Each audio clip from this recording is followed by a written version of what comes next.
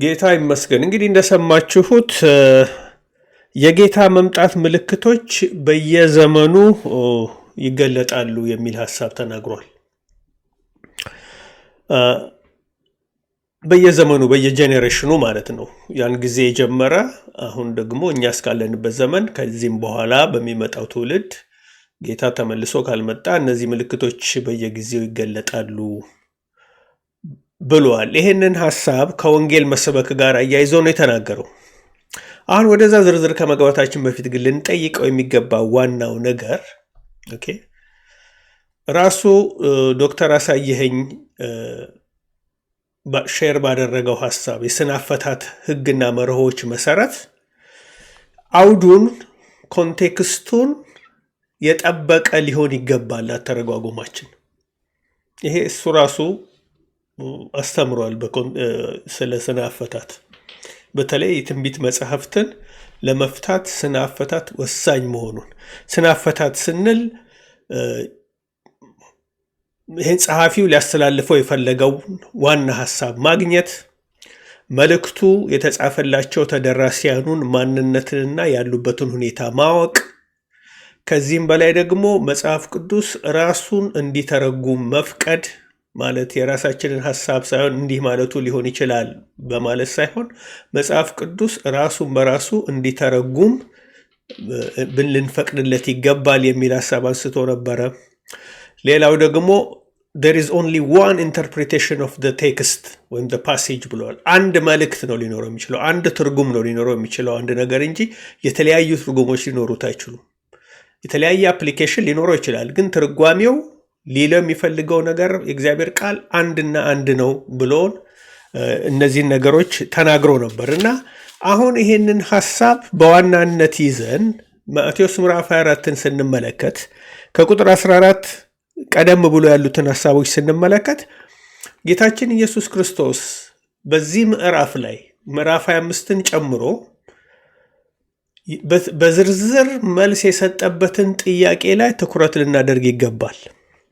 ጥያቄው ምን ነበረ? ቁጥር 3 ላይ ሐዋርያቱ ወደሱ ቀርበው ሦስቱ ሐዋርያት የጠየቁት ጥያቄ ነው። ምን አለ? ምን ብለው ጠየቁት? ንገረን፣ ይህ መቼ ይሆናል? የመምጣትህና የዓለም መጨረሻ ምልክቱ ምንድን ነው አሉት ይላል።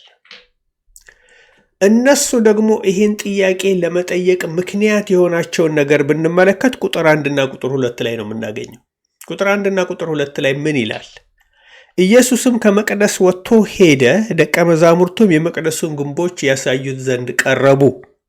እርሱ ግን መልሶ ይህን ሁሉ ታያላችሁን? እውነት እላችኋለሁ ድንጋይ በድንጋይ ላይ ሳይፈርስ በዚህ አይቀርም አላቸው። እንግዲህ ይህን ታሪክ ስንመለከት ወሳኝ የሆኑት ቁጥር 1 ቁጥር 2 እና ቁጥር 3 ናቸው። ስለ መቅደሱ አሳዩት። እሱ ግን በጣም ግራ ያጋባቸው ወይም ደግሞ በጣም ያስደነቃቸውን ነገር ተናገረ። እሱ ምንድን ያላችሁ? ይህን ሁሉ ታያላችሁን? እውነት እላችኋለሁ ድንጋይ በድንጋይ ላይ ሳይፈርስ በዚህ አይቀርም አላቸው። አሁን እነሱ በደብረ ዘይት ተራራ ላይ እያሉ ብቻቸውን ወደ እሱ ቀረቡና ጥያቄ ጠየቁት። ንገረን፣ ይህ መቼ ይሆናል? መቼ? ጊዜን በተመለከተ ነው ጥያቄው። መቼ? ምኑ? ይህ ማለት የሚለው የመቅደሱ መፍረስ ነው። መቅደሱ የሚፈርሰው መቼ ነው ጥያቄያቸው። እዚህ ላይ ብቻ አላቆመም። አያይዘው ደግሞ ምን አሉት ብለው ጠየቁት። የመምጣትህና የዓለም መጨረሻ ምልክቱ ምንድን ነው አሉት። አሁን እነዚህ ጥያቄዎች ወይም እነዚህ ሐሳቦች እርስ በርስ የተያያዙ ናቸው። አንዳንዶች የተያያዙ አይደሉም ይላሉ፣ ግን የተያያዙ መሆንም ይገባቸዋል። ምክንያቱም እርስ በርሳቸው ያልተያዙ ነገሮችን ከተለያየ ቦታ አምጥተው ጥያቄ ሊጠይቁ የሚችሉበት ምክንያት የለም። ምክንያቱም ሐሳቡ ከመቅደሱ መፍረስ ጋር የተያያዘ ስለሆነ። ግን አንድ ነገር ልንገነዘብ እንችላለን። የመቅደሱ መፍረስ ከሱ ዳግም ምጽአትና ከዓለም ፍጻሜ ጋር የተያያዘ ክስተት እንደሆነ ግን ምንም ጥያቄ ውስጥ የሚጥል ጉዳይ አይደለም። እንደዚህ ደግሞ ባይሆን ኖሮ ሶስቱ ነገሮች የተለያዩ ሐሳቦች ቢሆኑ ኖሮ ጌታ ራሱ ይሄን ነገር ያብራራላቸው ነበር። ምክንያቱም በጣም ወሳኝ ጥያቄ ስለነበረ። እሱ ግን በጥያቄዎቹ ላይ ችግር አለ ብሎ ለምን እንደዚህ ብላችሁ ጠየቃችሁ? የመቅደሱ መፍረስ ከኔ ዳግም ምጽአትና ከዓለም መጨረሻ ጋር የሚያገናኘው ነገር የለም የሚል ነገር ሲነግራቸው አንመለከትም። እዚህ ጋር በቀጥታ ለጠየቁት ጥያቄ መልስ መስጠት ነው የሚጀምረው ከቁጥር 4 ጀምሮ። ኦኬ አሁን ይሄን ዛሬ የምንነጋገርበት ሐሳብ ቁጥር 14 ላይ ስላለ ወደዛ ሄዳለሁኝ። ለአሕዛብም ምስክር እንዲሆን ይህ የመንግስት ወንጌል በዓለም ሁሉ ይሰበካል፣ በዚያ ጊዜ መጨረሻው ይመጣል አላቸው። አሁን ስለ መጨረሻ ነበረ ጥያቄያቸው። የዓለም መጨረሻ መቼ ነው? ምልክቱስ ምንድን ነው ነው ያሉት። አሁን የዓለም መጨረሻ ምልክት ብሎ እዚህ ላይ ቁጥር 14 ላይ የሚነግራቸው ከምልክቶቹ አንዱ በዓለም ሁሉ የወንጌል መሰበክ ነው። ስለዚህ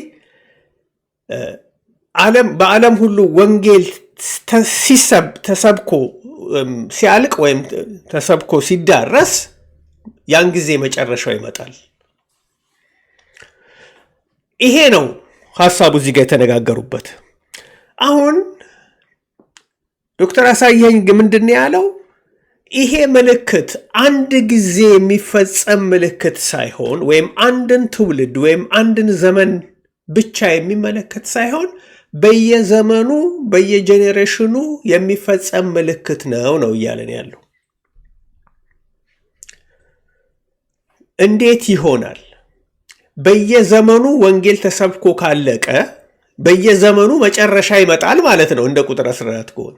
ስለዚህ አንድ መጨረሻ ሳይሆን ያለው በየዘመኑ የተለያዩ መጨረሻዎች አሉ ማለት ነው። የተለያዩ ምልክቶች በየዘመኑ ይመጣሉ የሚል ነገር እዚህ ጋር አናገኝም። እዚህ ጋር የሚለው በዓለም ሁሉ ይሰበካል፣ ከዚያም መጨረሻው ይመጣል ነው የሚለው። አሁን ጥያቄው ያለው ዓለም የሚለው ሐሳብ ላይ ነው። ስለ የትኛው ዓለም ነው እዚህ ጋር የሚናገረው? ዶክተር አሳየህን የሚለን ይሄ ዓለም በሙሉ የምናየው ግሎቡ የሰው ልጅ ሁሉ የሚኖሩበት ስለዚህ ዓለም ነው እዚህ ጋር የተናገረ ነው ያለው የሚለው። ግን ጌታችን ኢየሱስ ክርስቶስ እየተናገረ ያለው ስለዛ ዓለም ነው ወይ ብለን በጥንቃቄ ልናስተውል ይገባል። ጌታችን ኢየሱስ ክርስቶስ የተናገረው ዓለም በዛ ዘመን ስለነበረው ዓለም ነው፣ ሐዋርያቱ ስለኖሩበት። ምክንያቱም ጉዳዩ የሚመለከተው እነሱን ስለሆነ፣ ጉዳዩ የተያዘው በኢየሩሳሌም ከነበረው መቅደስ መፍረስ ጋር ስለነበረ፣ ያ ዓለም ደግሞ የሮም ዓለም የሚባለው ነው። በሮም ሮማን ኢምፓየር ስር ይተዳደር የነበረው በዛ ጊዜ ይታወቅ የነበረው ዓለም ነው። በምን እናውቃለን ይሄን መሆኑን? የተለያዩ የመጽሐፍ ቅዱስ ክፍሎች ይህንን ይነግሩናል። ለምሳሌ አንድ ቦታ ትዝ ይላቸዋል። ሐዋርያቱ ወጥተው ወንጌል ሲሰብኩ ምን አሉ ፈሪሳውያኖቹ? እነዚህ ሰዎች ዓለምን ሁሉ በትምህርታቸው ሞልተውታል የሚል ቃል እናገኛለን። ዓለም የሚለው በሙሉ የሰው ልጅ የሚኖርበትን ይሄንን አፍሪካን፣ ኤዥያን፣ ላቲን አሜሪካ፣ አሜሪካን ሁሉ ቢሆን ኖሮ ይሄ ቃል ምንም ትርጉም አይሰጥም ነበር። ነገር ግን ሐዋርያቱ ወጥተው የሰበኩበት ዓለም የሚባለው ያኔ በዛ ጊዜ የታወቀው ዓለም ማለት ነው። በሮም ኪንግደም ስር የነበረው ዓለም፣ በዛ ግን እየተዘዋወሩ ወንጌል ሰብከዋል። ምንድን ነው ጌታ ኢየሱስ ክርስቶስ ያላቸው? ይህ ወንጌል በኢየሩሳሌም፣ በይሁዳ፣ በሰማሪያ ከዛም እስከ ዓለም ዳርቻ ሂዱ ነው ያለው። የዓለም ዳርቻ በዛ ዘመን ይሄ በሜዲትሬኒያን ዙሪያ ያለው በሜሶፖታሚያ ባቢሎን የሚባለው አረቢያ የሚባለው አካባቢና ኖርዝ አፍሪካ ነው ለነሱ ዓለም የሚባለው በዛ ሰዓት። በሮም ኤምፓየር ስር የነበረው ዓለም ነው። ስለዛ ዓለም ነው እንጂ የተናገረ ያለው ከዛ በኋላ እየሰፋ ስለመጣውና እኛ ዛሬም ድረስ ስለምንኖርበት ስለዚህ ዓለም እንዳልሆነ ግልጽ ነው። ያ ብቻ ደግሞ አይደለም። እሱ ራሱ የጠቀሳቸው 3 ጥቅሶች አሉ። አሁን እንመለከታቸዋለን። ማቴዎስ ምዕራፍ 24 ቁጥር 14 አይተናል። ነገር ግን በዛው በሐዋርያት ዘመን በዓለም ሁሉ ወንጌል እንደተሰበከ ደግሞ መጽሐፍ ቅዱስ ራሱ ይናገራል። ለምሳሌ በሮሜ ምዕራፍ 1 ቁጥር 8 ላይ ሐዋርያው ጳውሎስ ለሮም ክርስቲያኖች ምን ይላቸዋል? እምነታችሁ በዓለም ሁሉ ስለተሰማች አስቀድሜ ስለሁላችሁ አምላኬን በኢየሱስ ክርስቶስ አመሰግናለሁ አለ። የሮም ክርስቲያኖች እምነት በዓለም ሁሉ ተሰማ ነው የሚለው። ስለ የትኛው ዓለም ነው የሚናገረው? ኦብቪየስሊ በዛ ጊዜ በሮም ኪንግደም ስር ስለነበረው ዓለም ሐዋርያቱ በእግራቸው ረግጠው ሄደው ወንጌል የሰበኩበት፣ ሐዋርያው ጳውሎስ የሄደባቸው ምድሮች፣ እነ ጳውሎስና ሌሎቹ ሐዋርያት ወንጌል ሄደው ደርሰው የሰበኩባቸው ስፍራዎች ያ ነው ዓለም። በእነሱ ጊዜ ነበረ ዓለም። ስለዚህ በእነሱ ዘመን በዛ ዘመን ወንጌል እየተሰበከ ዓለምን እያዳረሰ እንደነበረ እዚህ ሮሜ ምዕራፍ 1:8 ላይ ሁሉ እናያለን። በቆላስይስ ምዕራፍ 1 ቁጥር 23ም ተመሳሳይ ሐሳብ እናገኛለን። ምንድን ነው የሚለው? ቆላስይስ ምዕራፍ 1:23 ላይ ይህም ተመስርታችሁና ተደላድላችሁ ከሰማችሁትም ከወንጌል ተስፋ ሳትናወጡ በሃይማኖት ጸንታችሁ ብትኖሩ ይሆናል። ያም ወንጌል ከሰማይ በታች ባለው ፍጥረት ሁሉ ዘንድ የተሰበከ ነው። እኔ ጳውሎስ ለእርሱ አገልጋይ ሆንኩ ይላል። ይህ ወንጌል ከሰማይ በታች ባለው ፍጥረት ሁሉ ዘንድ የተሰበከ ነው። በዛ ዘመን ከሰማይ በታች ያለ ፍጥረት የሚላቸው አንደኛ ፍጥረት የሚለው ሰዎችን ነው። እነዚህ ደግሞ ከሰማይ በታች የሚለው በዛ ዓለም እነሱ በሚኖሩበት በዛ ጄኔሬሽን ማለት ነው። በመጀመሪያው በአንደኛው ክፍለ ዘመን ላይ በአንደኛው መቶ ክፍለ ዘመን የነበረው ዓለም ታሪክም እንደሚነግረን የሮም ኪንግደም የሚገዛቸው ሀገሮችና የሚያስተዳድራቸው ህዝቦች ነው ዓለም የሚባለው በዛ ሰዓት። ስለዚህ በዛ ሰዓት ለቆላስይስ ሰዎች ይህን መልእክት በጻፈበት ጊዜ ሐዋርያው ወንጌል ሁሉ ከሰማይ በታች ባሉ ፍጥረት ዘንድ ተሰብኳል ይላል። ስለዚህ ጌታ ኢየሱስ ክርስቶስ በማቴዎስ ወንጌል ምዕራፍ 24 ቁጥር 14 ላይ እንደተናገረው አሁን ወንጌል ለአሕዛብ ሁሉ ምስክር እንዲሆን ይህ ወንጌል በዓለም ሁሉ ይሰበካል ብሎ ከዚያ መጨረሻው ይመጣል ማለት ነው። ስለዚህ መጨረሻውና የወንጌል በዓለም ሁሉ መሰበክ አብረው የተያዙ ነገሮች ናቸው። አንዱ ሲከናወን የሚቀጥለው ክስተት አብሮት ይመጣል ማለት ነው። ስለዚህ የዓለምን መጨረሻ ከወንጌል መሰበክ ነጥለን ልናየው አንችልም። ግን ዋናው ቁም ነገር ምንድን ነው? ይሄ ክፍል እየተናገረ ያለው በዚያው በሐዋርያቱ ዘመን ሐዋርያቱ በኖሩበትና ባገለገሉበት ዘመን ስለሚፈጸመው እውነት ነው። ያ ደግሞ ድንጋይ በድንጋይ ላይ ሳይፈርስ አይቀርም ብሎ ጌታ የተናገረለት በኢየሩሳሌም የነበረው መቅደስ ፈርሷል፣ ዛሬ የለም። መቼ እንደፈረሰ ደግሞ ታሪክ ይነግረናል። የፈረሰው በ70 ዓመተ ምህረት ነው። ስለዚህ መቅደሱ በ70 ዓመተ ምህረት መፍረሱ ይሄ ዋናው ምልክት የጌታ ኢየሱስ ክርስቶስ ዳግም ምጽአትና የዓለም መጨረሻ እንደነበረ ነው። በነገራችን ላይ ዓለም የሚለው ቃል በዚህ በማቴዎስ ወንጌል ምዕራፍ 24 ቁጥር 1-3 ላይ ምንድነው የዓለም መጨረሻ ምልክቱ ምንድነው ብለው የጠየቁት ጥያቄ፣ ዓለም የሚለው ቃል ትክክለኛ ትርጉሙ መሆን የነበረበት ዘመን ነው። ምክንያቱም በግሪክ ዓለም የሚለው እዛ ቦታ አዮኖስ የሚለው ቃል፣ አዮን ማለት ደግሞ ዘመን ወይም ደግሞ በእንግሊዝኛ ኤጅ ማለት ነው። ኤጅ ደግሞ ማለት ግዑዝ ስለሆነው ስለሚታየው ስለሚዳሰሰው ስለምናየው ሰማይና ስለምንረግጠው ምድር ሳይሆን ስለ አስተዳደር፣ ስለ ዘመን፣ ስለ ኪንግደም፣ ስለ አንድ ወቅት አስተዳደራዊ ፖለቲካዊና ጂኦፖለቲካዊ ስለሆነው አስተዳደር የሚናገር ነገር እንጂ ስለ ግዑዝ ዓለም የሚናገር አይደለም። ስለዚህ እዚህ ቦታ ሐዋርያቱ የዘመን መጨረሻው ምልክት ምንድን ነው ሲሉት የዘመኑ መጨረሻ ለነሱ የብሉይ ኪዳን ዘመን ማብቂያ፣ የብሉይ ኪዳኑ ዘመን ፍጻሜ ነው። ለምን? መቅደሱ ሲፈርስ የብሉይ ኪዳን የአምልኮ ስርዓት እንዳበቃ የሚያሳይ ነው።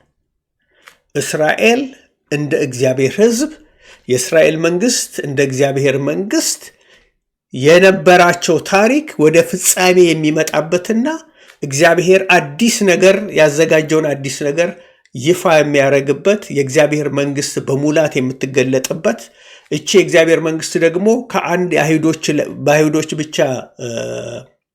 አይሁዶች ብቻ ያሉባት ሳትሆን አሕዛብንም ጨምሮ ከአይሁድና ከአሕዛብ እግዚአብሔር የመረጣቸውና በኢየሱስ ክርስቶስ የሚያምኑትን ሁሉ የጠቀለለች አንድ መንግስት የምትገለጥበት ጊዜ እንደሆነ የሚያሳይ ነው ማለት ነው። እና እዚህ ጋር እንግዲህ ይሄ በየጊዜው በየዘመኑ የሚገለጡና የሚታዩ ምልክቶች ሳይሆን እግዚአብሔር ቃል እየተናገረ ያለው በዛ ዘመን በዛ ወቅት የሚታዩ ምልክቶች ናቸው። ለምን እንዴት እናውቃለን ብንል ዝርዝር ሐሳቡን ቀስ ብለን መመልከት እንችላለን። ማቴዎስ ምዕራፍ 24 ላይ ማቴዎስ ምዕራፍ 24ን አሁን ሁሉንም ለመዘርዘር እና እንትን ለማለት ጊዜ የለም፣ ለሱ አይደለም። ግን ብትመለከቱ ከቁጥር 15 ጀምሮ ብንመለከት እነሱ ስለሚያዩዋቸው ምልክቶች ነበረ ጌታችን ይነግራቸው የነበረው። እንግዲህ በነቢዩ በዳንኤል የተባለውን የጥፋትን ርኩሰት በተቀደሰው ስፍራ ቆሞ ስታዩ፣ እነማን ናቸው ስታዩ የተባሉት? እነዛ ቀርበው ለሱ ጥያቄ የጠየቁት ሰዎች ናቸው። ሐዋርያቱን እንደሆነ ይህን ጥያቄ የጠየቁትና ለነሱ እየመለሰ እንደሆነ መርሳትና መዘንጋት የለብንም። ሽሽታችሁ በሰንበት እንዳይሆን ተጠንቀቁ የተባሉት እነሱ ናቸው። ሽሽታችሁ ነው የሚላቸው። ታላቅ መከራ እንደሚሆን ይነግራቸዋል። ቁጥር 25 ላይ ጸልዩ ብሎ ይመክራቸዋል። እነሱ ስለኛ አይደለም እየተናገረ ያለው፣ ስለ ሌላ ጄኔሬሽን አይደለም እየተናገረ ያለው፣ ስለ እነሱ ነው እየተናገረ ያለው። ይሄማ እንዴት ይሆናል? ስለ እነሱ ለመናገሩ ምንድን ነው ማረጋገጫው የሚል ሰው ስቲል ካለና ጥያቄ ያለበት ወረድ ብለን ቁጥር 34ን እንመለከታለን። ከ32 ጀምሮ ላንብበው እና በዚህ ወደ ፍጻሜ እመጣለሁኝ። ምሳሌውን ከበለስ ተማሩ። ጫፏ ሲለሰልስ ቅጠሏ ሲያቆጠቁጥ ያን ጊዜ በጋ እንደቀረበ ታውቃላችሁ። እንዲሁ እናንተ ደግሞ ይህን ሁሉ ስታዩ በደጅ እንደቀረበ እወቁ። እናንተ ጥያቄውን የጠየቁት እነማን መሆኑን አንዘንጋ። ኦዲየንስ ሬሌቫንስ ማለት ጉዳዩ የሚመለከታቸው ሰዎች፣ መልእክቱ የተነገረላቸው ሰዎች ማለት ነው። እነማን ናቸው ወደ እሱ ቀርበው የጠየቁት? ጴጥሮስ፣ ዮሐንስና ያዕቆብ ናቸው። ለእነሱን ይህን የሚላቸው እናንተ ይህን ምልክቶች ስታዩ፣ ምልክቶቹ እነማን ናቸው? ከቁጥር 14 ጀምሮ እስካሁን እስከ ቁጥር 31 ድረስ የዘረዘረላቸው ናቸው። እውነት እላችኋለሁ ይህ ሁሉ እስኪያልፍ ድረስ ይህ ትውልድ አያልፍም። ዚስ ጄኔሬሽን ነው የሚለው። የት ነው ጄኔሬሽን? ስንት ነው ርዝመቱ? አንድ ጄኔሬሽን ከ40 እስከ 50 ዓመት ነው ርዝመቱ። ያ ጄኔሬሽን አላለም፣ ዚስ ጄኔሬሽን ነው የሚለው። እሱ ራሱ በስጋ ወራት የተመላለሰበት ያ ጄኔሬሽን ከማለፉ በፊት እነዚህ ምልክቶች ይፈጸማሉ፣ መጨረሻው ይመጣል ነው እያለ ያለው። እውነት እላችኋለሁ ይህ ሁሉ እስኪሆን ድረስ ይህ ትውልድ አያልፍም። ሰማይና ምድር ያልፋሉ፣ ቃሌ ግን አያልፍም አለ። ቃሌ አያልፍም፣ ይሄ ተናገርኩት ይፈጸማል፣ ይሄ ትውልድ ከማለፉ በፊት። እንዴ ሰማይና ምድር መቼ አለፉ የምትሉ ከሆነ ሰማይና ምድር ማለት ምን ማለት እንደሆነ ልናውቅ ይገባል። ሰማይና ምድር ማለት አሁንም ስለሚዳሰሰው ሰማይና ስለምንረግጠው መሬት አይደለም። ሰማይና ምድር ማለት ራሱን የቻለ መንፈሳዊ ትርጉም አለው። ሰማይና ምድር ማለት ኪንግደምን የሚያሳይ ነው። ስለዚህ እዚህ ጋር ሰማይና ምድር የሚለው የእስራኤልን ኪንግደም፣ የአምልኮ ስርዓት የሚደረግበትን የብሉይ ኪዳኑን መቅደስ፣ እግዚአብሔርና ሰው የሚገናኝበትን ያ መቅደስ ሰማይና ምድር ይለዋል መጽሐፍ ቅዱስ። ስለሱ ሌላ የሰራዋቸው ትምህርቶች አሉ። እዚሁ ቻናል ውስጥ ፈልጋችሁ ማግኘት ትችላላችሁ። ወይም ሌላ ጊዜ ደግሞ በድጋሚ በዚህ ጉዳይ ላይ መነጋገር እንችላለን።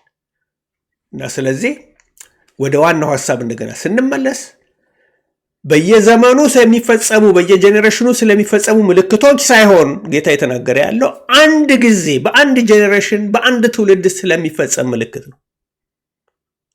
ራሱ ዶክተር አሳይህን እንዳለን ይሄ መልእክት ለኛ አልተጻፈም አለ። ስለ ራእይ ሲናገር መጽሐፍ ቅዱስ ወደኛ አይደለም የተጻፈው። ስለዚህ የአንደኛውን ክፍለ ዘመን መነጽር አድርገን አይደለም መቅረብ ያለብን። በእነሱ ጫማ ሆነን ለእኛ በእነሱ የተጻፈውን ነገር ልንረዳ መሞከር አለብን። ለእነሱ የሚሰጠው ትርጉም ምንድን ነው፣ እነሱ የሚረዱት እንዴት ነው የሚለውን ሀሳብ ልናስተውል ይገባል ነው ያለው። ስለዚህ ይሄ መርህ እዚህ ጋር ልንጠብቅ ይገባል ማለት ነው። ከዛ አልፎ የተናገራቸውን ነገሮች አሉ። የጌታን መምጫ ቀንና ሰዓት ማወቅ አይቻልም ነው የሚለው። የጌታን መምጫ ቀንና ሰዓት ማወቅ አይቻልም፣ ግን ዘመኑን ማወቅ ይቻላል። ምልክት ለምን ይሰጣል ታዲያ? ይሄን ስታዩ ይሄ ይሆናል ብሎ በዝርዝር የነገራቸው እኮ ያንን እያዩ የጌታ መምጣት ቀርቧል እንዲሉ ነው እነሱ። ይሄ እያንዳንዱ ምልክት በዘመናቸው ተፈጽሟል፣ በዘመናቸው አይተውታል። ለዚህ ነው መልእክት ላይ ስንመለከት ጌታ መምጣት ቀርቧል፣ ጌታ መምጫው ቀርቧል እያሉ ሐዋርያቱ ይጽፉ የነበሩት እነዚህን እዚህ ላይ የነበሩትን ምልክቶች በዘመናቸው ያዩ ስለነበር ነው። እነዚህ ምልክቶች እያንዳንዳቸው ምን እንደሆኑ ለሌላ ጊዜ እንመለከታቸዋለን። ስለዚህ የጌታን መምጫ ቀንና ሰዓት ማወቅ አይቻልም የሚለው ቀኒቱና ሰዓቱ ማወቅ አይቻልም ተብሏል። ግን እዚህ ጋር እንኳን ምን አለ ጌታ ሲናገር፣ ምሳሌውን ከበለስ ተማሩ፣ ጫፏ ሲለሰልስ ቅጠሏም ሲያቆጠቁጥ ያን ጊዜ በጋ እንደቀረበ ታውቃላችሁ።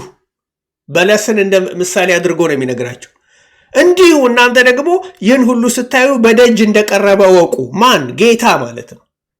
በጌታ በደጅ እንደሆነ መጨረሻው እንደመጣ ታውቃላችሁ ነው ያላችሁ። በደንብ ያውቁ ነበር እነሱ።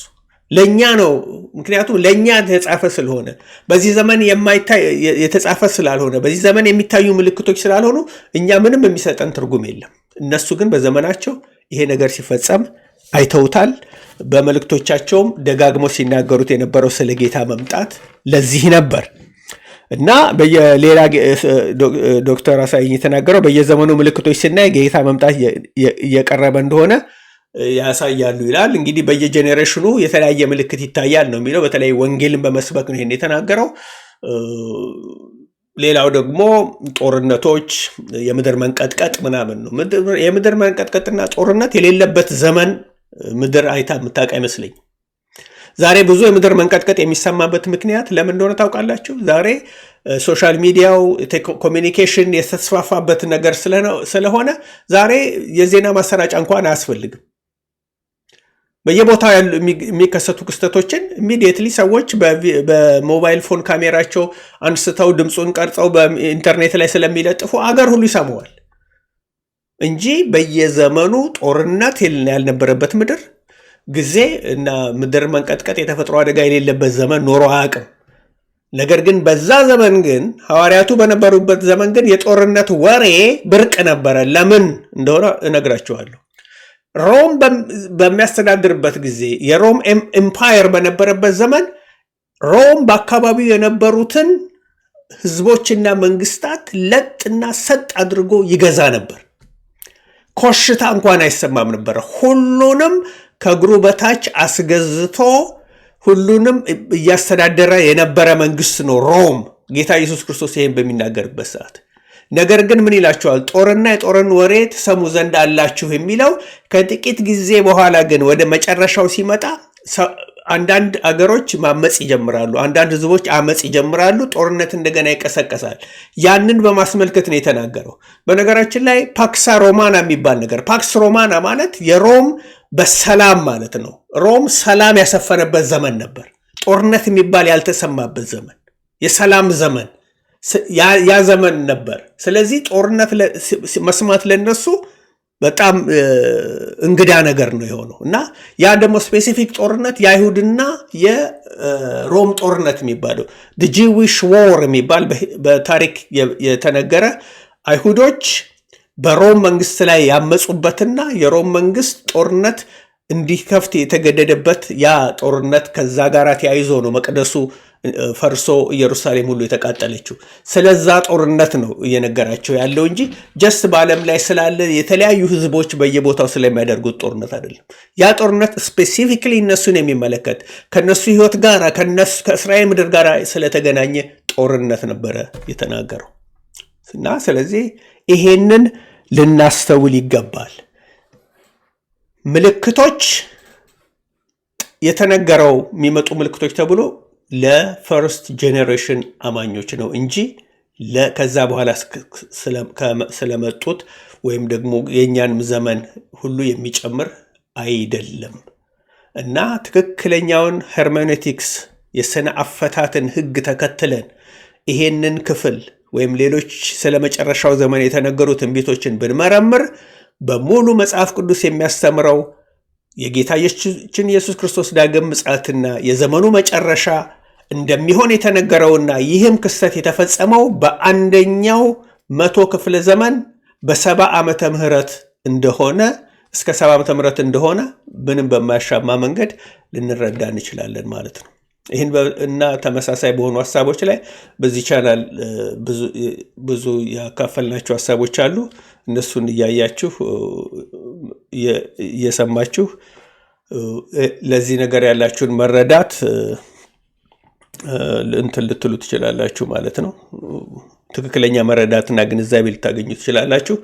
እንግዲህ ዶክተር አሳየኸኝ ባስተማራቸው ትምህርቶች ላይ ሌሎችም አስተያየቶች አሉኝ። በሌላ ቪዲዮ ደግሞ መጣለሁኝ እና ጌታ ይባርካችሁ። ሰላም።